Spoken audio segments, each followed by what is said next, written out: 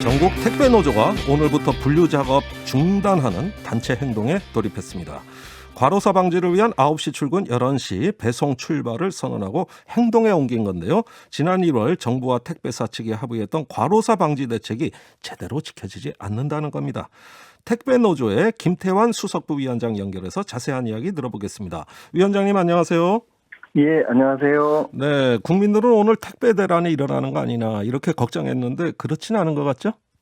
예, 워낙에 이제 월요일은 택배 물동량이 적은 날이라서 예. 아마 내일부터 이제 분류 인력이 없으면 많은 곳에서 이제 차질이 빚어지지 않을까 이렇게 예상하고 있습니다. 예, 그럼 또 국민들 걱정이 좀 커지실 것 같은데 그럼에도 불구하고 아침 9시 출근 11시 배송 출발이라는 단체 행동에 나선 이유 무엇입니까?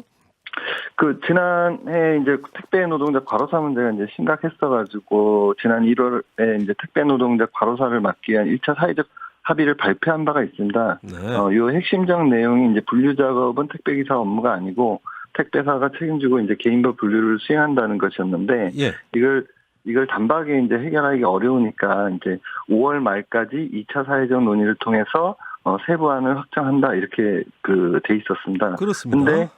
그런데 5월이 이제 지났음에도 불구하고 여전히 이 문제가 지금 해결되지 않고 있어서 예. 더 이상 이제 과로사가 또 올해 상반기에도 계속 이어지고 있거든요. 그래서 예. 더 이상 기다릴 수가 없다. 이 문제를 해결하자라는 거고 그런 데서 이제 9시 출근과 11시 배송 출발이라는 거는 사실상 이제 물건 배송 분류 작업을 하지 않고 예. 물건만 인수하겠다 이런 의미라고 보시면 될 것 같습니다. 아, 그렇군요. 자, 이거 1월 합의 다 국민들이 박수를 쳤는데 이렇게 개선이 안 되는가? 정말 좀 이해가 안 되는데요. 드물지만은 일부에서는 현장에 분류 인력이 투입됐다는 것도 있거든요. 좀 그런 데는 개선된 거 아닙니까? 근데 그게 이제 저희가 지난 6월 2일 날 택배 노동자 1,186명을 대상으로 온라인 설문조사를 진행했어요. 예. 근데 분류 인력이 들어와 있다는 데는 15.3%에 불과하고 네.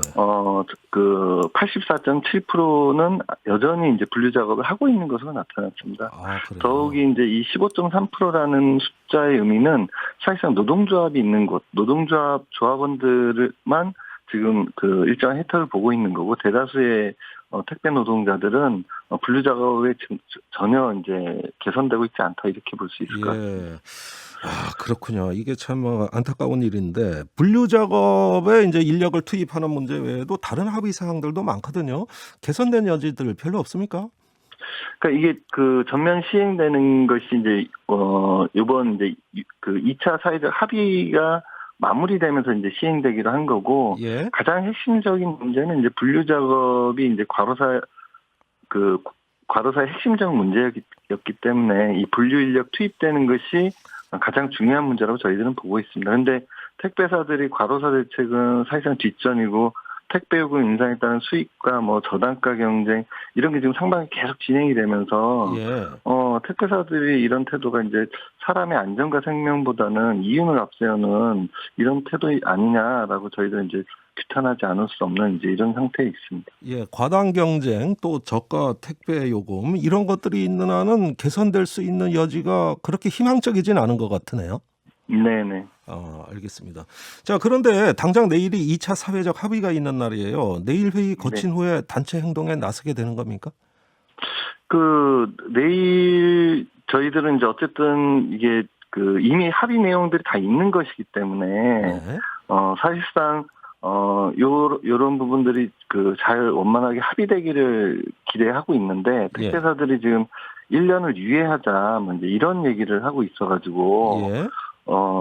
저희들은 이제 매우 이제 어려운 상태에 있다 이렇게 보고 있습니다. 아니, 그러면은요. 네, 1년을 유예하자고 사측이 그런다면 1월에 합의는 왜 한 겁니까?